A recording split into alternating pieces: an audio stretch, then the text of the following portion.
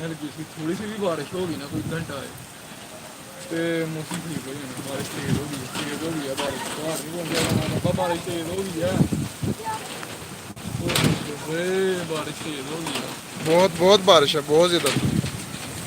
बहुत तेज वीडियो बना रहे हैं वीडियो बना रहे हैं चल बारिश तेज हो गई है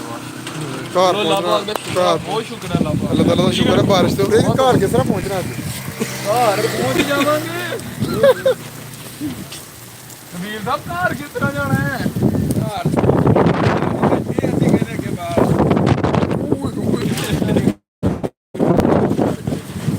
गड्डी ना को चौक के लाए उधर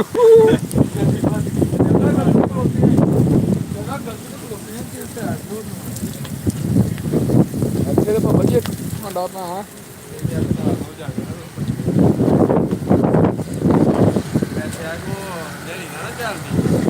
पहुंच गए हैं घर एक नेरी दे के छोटी सासा मोर लैके बह गया उत्ते खलोना नहीं चाहिए तुरे रहना चाहिए यूं नहीं ਅੱਜ ਚੌਂਕ 'ਚ ਪਹੁੰਚ ਜਾਣਾ हाँ ਉਹ ਦੇਖੋ ਭੇਖ ਬਣ ਗਈ ਯਾਰ ਜਦੋਂ ਰੋਜ਼ ਦੀ ਢਾਡੀ ਨਾ ਉਦੋਂ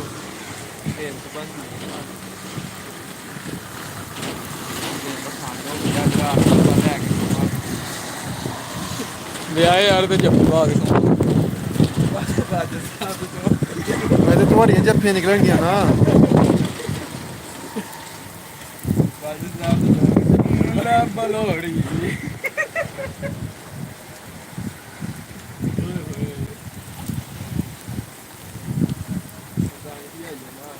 ਵੈਸੇ ਆ ਕਿ ਇਕੱਠਾ ਬਣਾਇਆ